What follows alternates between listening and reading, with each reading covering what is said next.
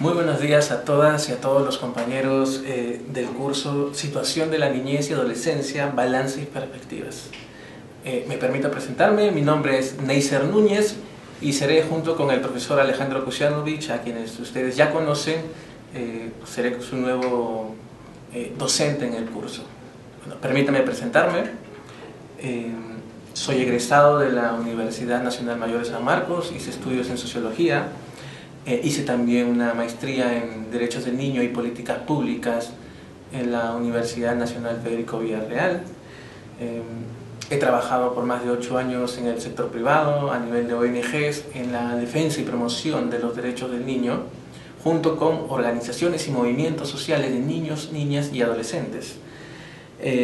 Y también me he desempeñado como coordinador del área de formación a distancia de una institución aquí en Lima, brindando cursos a distancia en temas de infancia. Entonces como que ya tengo cierta familiaridad con este tipo de cursos y a nivel de la propia metodología.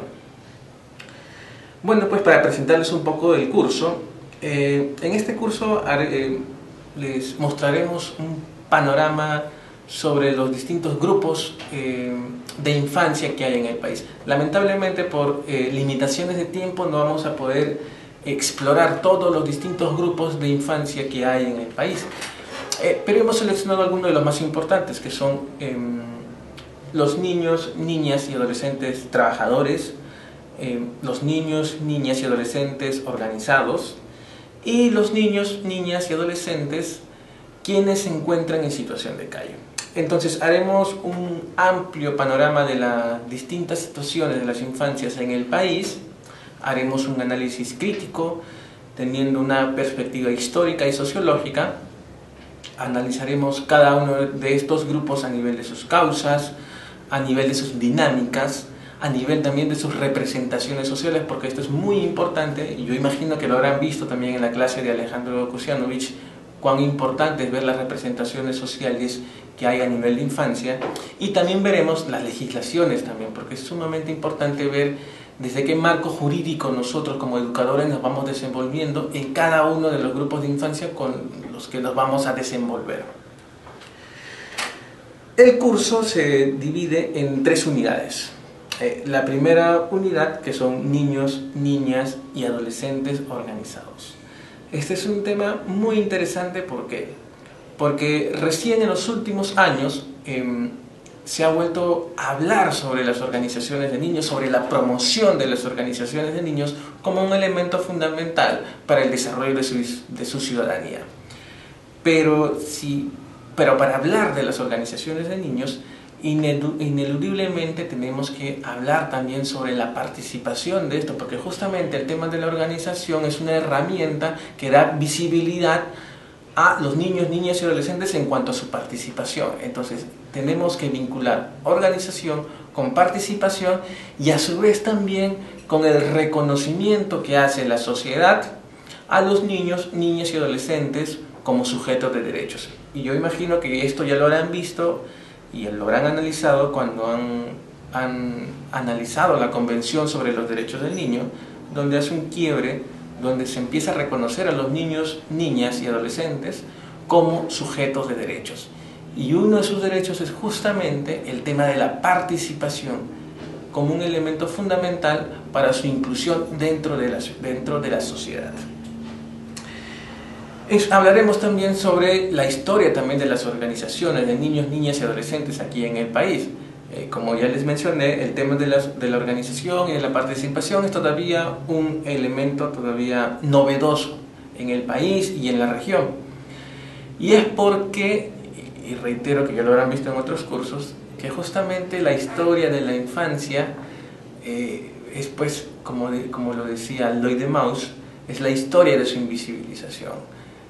No siempre la infancia ha sido reconocida socialmente por los adultos, por el mundo adulto. Entonces recién a partir de los años 80, 90 empieza a haber, digamos, que una masificación en la promoción de organizaciones de niños, niñas y adolescentes, aunque esto no quita de que anteriormente sí habían organizaciones, y las hay. Estaban, por ejemplo, la CHIAP, que son los chicos apristas, que tenía una organización vinculada al tema partidario. Estaban también los Boy Scouts, que estaban presentes desde el siglo XX. Estaban también las organizaciones de niños, niñas y adolescentes trabajadores, que yo imagino conocerán, que es el caso más representativo del MANTOC. Entonces hay experiencias de organizaciones de niños, niñas y adolescentes con sus distintas dinámicas, eso sí, y que ahora en la actualidad tenemos también organizaciones de niños como son los municipios escolares, por ejemplo, como son los consejos consultivos de niños, niñas y adolescentes, que ustedes ya deben conocer, porque también hay un consejo consultivo de niños, niñas y adolescentes en ICA. Entonces haremos también una revisión histórica sobre las distintas organizaciones de niños, niñas y adolescentes que han habido en el país. Y otro punto importante en esta unidad sería también ver cuál es el papel y el rol del adulto en la promoción y en el acompañamiento también de las organizaciones de niños, niñas y adolescentes. Este es un punto interesante también, porque justamente tendríamos que analizar qué tipo de vínculo y qué tipo de relación se establecen dentro de las organizaciones de niños, niñas y adolescentes, el rol del adulto como facilitador. Porque muchas veces puede suceder de que el adulto en su rol de facilitador puede cooptar a la organización de niños y limitar en este caso su papel autónomo que deberían tener los niños, niñas y adolescentes. La unidad 2 del curso es niños, niñas y adolescentes trabajadores. Este es un tema muy complejo, hay que decirlo así, es un tema muy complejo. Vamos a hacer una revisión también de las representaciones sociales que hay en el país en relación a los niños, niñas y adolescentes trabajadores. Esto es importante porque digamos que hay como que dos posturas que hacen un análisis interpretativo del fenómeno de los niños, niñas y adolescentes trabajadores. Una de estas posturas es la propuesta de la erradicación del trabajo infantil, que obviamente sostiene de que los niños, niñas y adolescentes no deben trabajar y que por tanto deberían estar en la familia, obviamente quien cumple el vínculo, el rol de protección, y deberían estar en la escuela. Y la otra propuesta, o la otra alternativa, el otro marco de análisis en relación al trabajo de niños, niñas y adolescentes es lo que se conoce como la valoración crítica del trabajo, ¿no? Donde sostiene de que no todo trabajo que realizan los chicos es perjudicial para ellos, sino que justamente el trabajo como tal cumple también un elemento formativo, un elemento que puede mejorar la calidad de vida, ¿no? Pero que sin embargo esta propuesta de la valoración crítica del trabajo sostiene de que efectivamente hay formas de explotación a niños, niñas y adolescentes, y estas formas de explotación hay que combatirlas. Veremos también la relación entre escuela y trabajo, porque justamente hasta hace algunos años había esta suerte de contradicción entre escuela y trabajo, es decir, los niños deberían dedicarse a la escuela y que por el contrario no deberían trabajar. Sin embargo, en los últimos años esta idea ha ido cambiando, en tanto que el trabajo también cumple un rol educador, capacitador, y que es necesario también colocarlo dentro de la esfera de la escuela. Veremos también dentro de este capítulo 2 el marco jurídico en el cual se sostiene la situación de los niños, niñas y adolescentes trabajadores. Esto es fundamental porque sin un claro entendimiento del marco jurídico, pues no podríamos hacer un análisis concreto, ni podríamos levantar opiniones al respecto. Entonces, en esta segunda unidad veremos también los tratados y los convenios que ha firmado Perú. Veremos, por ejemplo, resumidamente, porque ya lo han visto, la Convención sobre los Derechos del Niño, aunque específicamente veremos el artículo número 32, que habla sobre la explotación económica. Veremos también los convenios 138 y 182 de la OIT, referidas a la edad mínima de acceso al trabajo y las peores formas de trabajo infantil. Veremos también el código del niño, niña y adolescente, porque justamente es en el código en donde se habla sobre el régimen del niño, niña y adolescente trabajador. Entonces, tener un marco o conocer el marco jurídico es sumamente importante para vincularnos con el fenómeno de los niños, niñas y adolescentes trabajadores, no solamente a nivel nacional, sino también a nivel de nuestra propia localidad, de nuestro propio espacio laboral y cotidiano. Y la unidad 3, que es niños, niñas en situación de calle. Esto es un tema también muy interesante y complejo a la vez.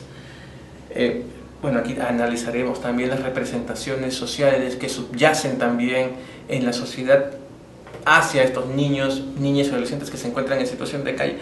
Y es interesante, ¿por qué? Porque hasta hace muy poco se les denominaba como niños de la calle, o incluso algunos sostenían malamente el término de pirañitas, por ejemplo, ¿no? Entonces, y esto vinculándolo también con lo que nos decía Alejandro a nivel de las representaciones sociales, que si nosotros creemos o que nosotros sostenemos ideas negativas sobre cierto grupo de infancia, pues estas se van a traducir o se van a materializar a nivel de la realidad a partir de las acciones y a partir de instrumentos jurídicos.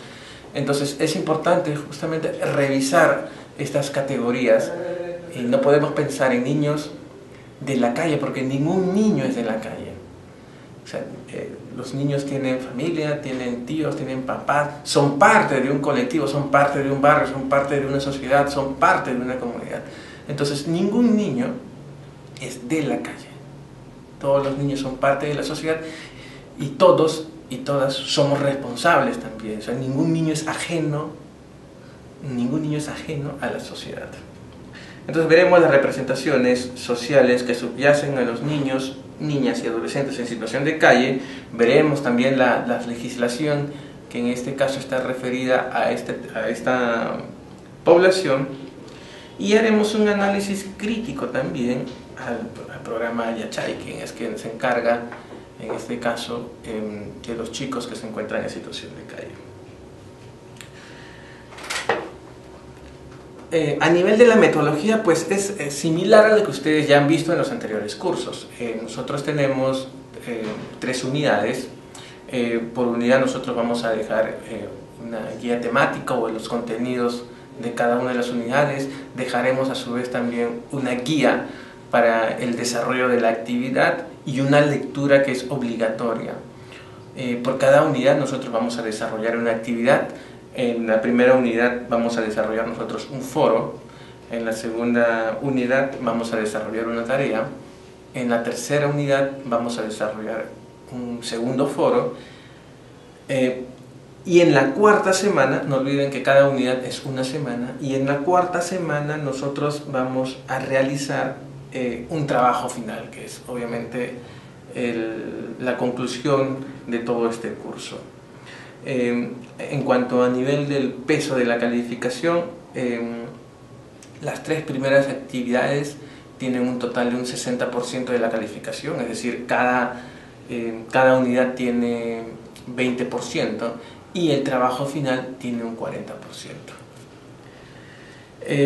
Desde mi experiencia como coordinador del área de formación a distancia de otras instituciones, un elemento interesante o importante es la comunicación. Por mi parte estoy llano a poder resolver sus dudas, sus interrogantes, así es que si tienen alguna duda, algún cuestionamiento, pueden preguntar.